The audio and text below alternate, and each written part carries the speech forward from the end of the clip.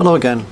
So long rides and bikepacking, ultra endurance cycling events, do you need to do multi-day rides, like several back-to-back long days to prepare for a bikepacking event?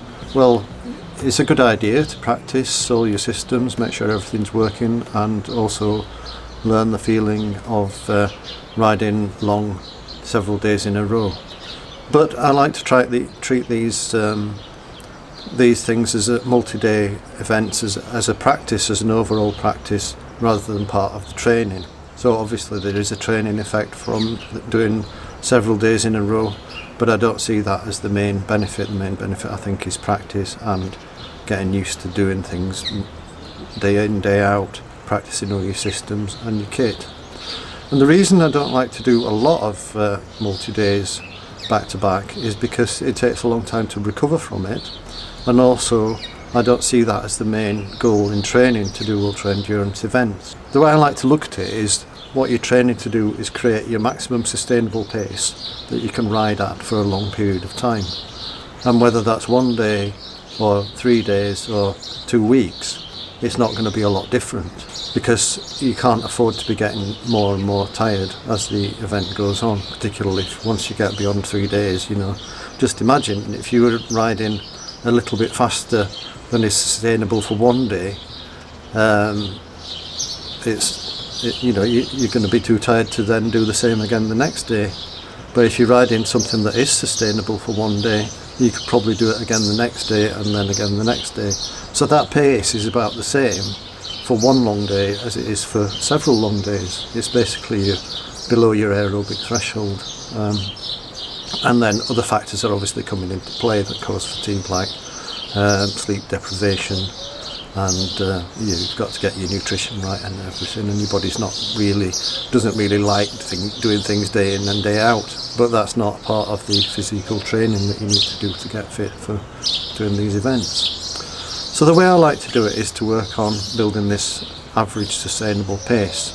So I do that by doing high intensity work during the week when people maybe have a bit less time, but they can focus on riding hard and fast, and then at the weekends focus on endurance.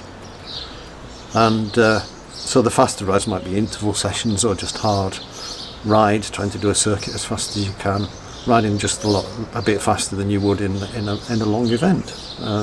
Hill reps are great, particularly if you're going to do a hilly event, but even if not, it's good to do hill reps. And if you're going to do a very flat event, one of the athletes I coached did the race around the Netherlands, I think it was last year, and of course that's a flat course, but it's likely to be windy, so she spent a lot of time practicing riding on the flat, finding flat routes, and in building her best sustainable place to ride on the flat. And the skill is quite important, learning the skills you need to ride uphill and on flat.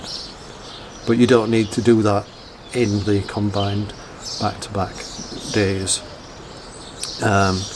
It's a case of practicing the elements and bringing them together in 2 or 3 practice weekends, for instance.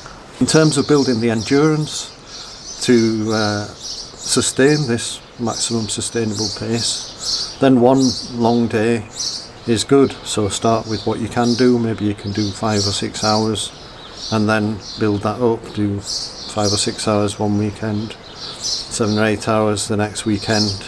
Step back a bit, have an easy weekend, and then start building up again and build up again and again until you get to your routine. So it's better to have a routine if you're doing an ultra endurance event.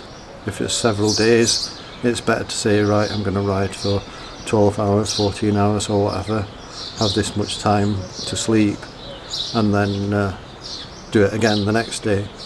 This is much better than having a distance schedule, because if things go wrong you're going to miss your distance, and therefore the next day is knocked out, so you start panicking, you try and ride more, you get overtired, and then everything falls apart.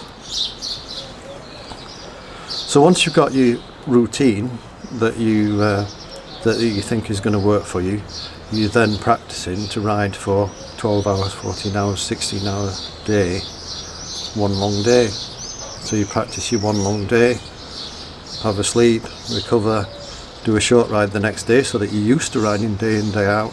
But you can get enough recovery so that you can do the harder work during the week. If you did 2 long days, it might take you a week to recover, and then you would have missed out all the fast work.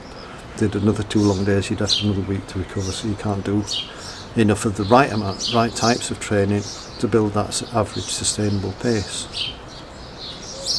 So don't ride long every weekend. Maybe ride 10 or 12 hours one weekend, next weekend just ride 5 or 6 hours. But you do a harder ride. You could do 2 rides of 5 or 6 hours where you do some tempo work on the climbs, or if it's a flat route that you're aiming to do some tempo work on the flat. So you're practicing the skill of riding a little bit faster than your race some weekends, and other weekends you're practicing this long race pace type effort. So that's it. It's not particularly complicated. It's a case of stressing your system and recovering.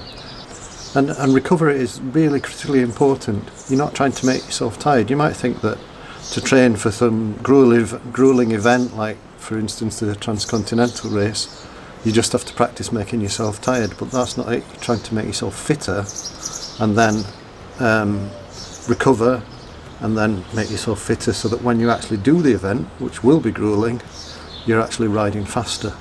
But it's not about getting tired in training, it's about getting fitter and faster so you get this sustainable pace as best it can be. Do some practice weekends where you practice all your systems and you learn about what it's like to ride day to day, and do some long rides so that you know you can sustain 10 to 12 hours of riding and get that sustainable pace dialed in and comfortable and everything working for you. So that's it. Train, recover, and enjoy your event.